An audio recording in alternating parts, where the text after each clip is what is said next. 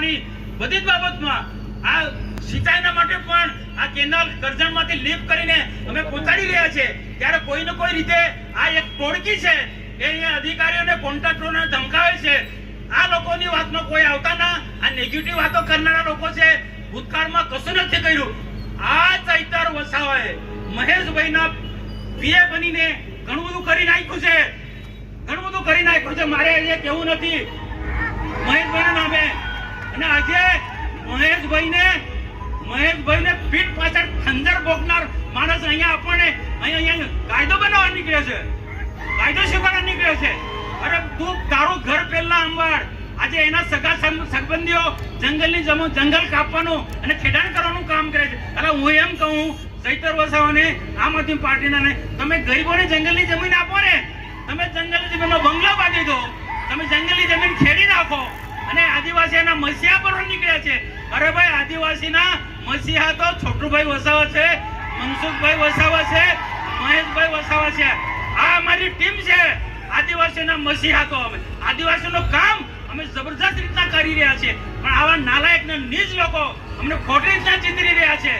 સમય આવશે ત્યારે આ બધા જ લોકોને મેં કહું છું, શેરખાન નું અસ્તિત્વ છે ભાઈ. આ વિસ્તારમાં નેતાગીરી કરવા પડે છે. આજે 2 નંબરના ધંધા ચાલે છે. એ કોના ચાલે છે? એ કોના ચાલે છે? એ બધું ખુલ્લું પાડીશો અને એમ લખે કે અમે રેડ પાડવા નીકળું છું. અરે રેડ પાડવાનો તમને કોણે રોક્યા છે? કોરી ઉદ્યોગમાં આદિવાસીઓ રોજગારી મેળવે છે, ઘણા બધા રોજગારી મેળવે છે. કોરી ઉદ્યોગ બંધ કરવાની વાત કરે, જનતા રેડ પાડવાની વાત કરે છે, દારૂના અડ્ડા બંધ કરવાની વાત કરે છે. ખાલી નિવેદન ના કરો, તમે લોકોની વચ્ચે જાઓ અને લોકોને, યુવાનોને ગેરમાર્ગે દોરે છે.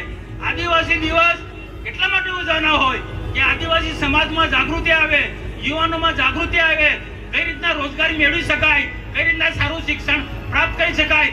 આદિવાસી યુવાન ડોક્ટર બને, એન્જિનિયર બને, કોઈ સારા મેનેજમેન્ટના કોર્સમાં જાય, સારા આઈટીઆઈમાં જાય, ના મોટા મોટા ઉદ્યોગોમાં કોઈને કોઈ પ્રકારને કામ મળે, રોજગારી મળે, નોકરી મળે.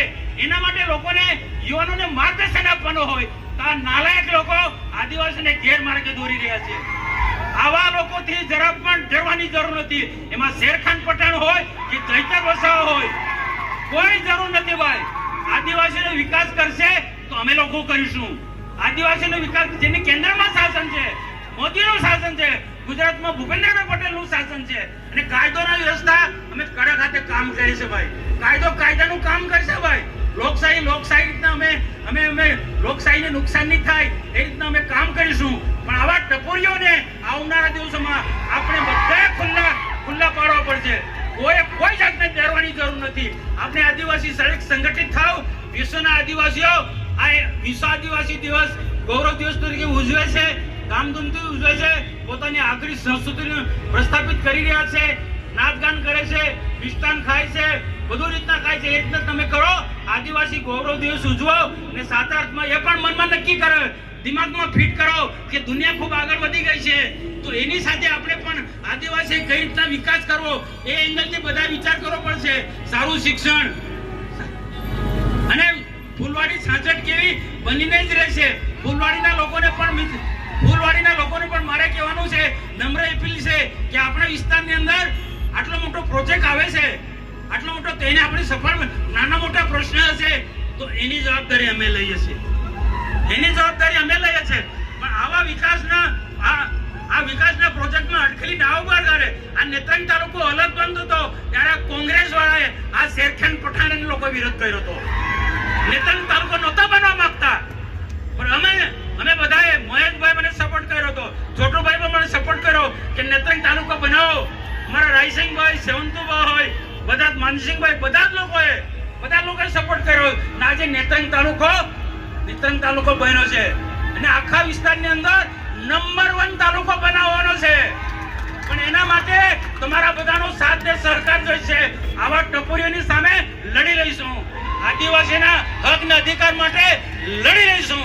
રાજ્ય સરકાર, ભારત સરકાર આદિવાસીના વિકાસ માટે ઘણું બધું કરે છે, પણ આ બધા સાથ સહકાર આપણે આપીશું તો આવનારા દિવસોમાં સરકારની અલગ અલગ યોજનાઓ આપણા વિસ્તારમાં લાવીશું.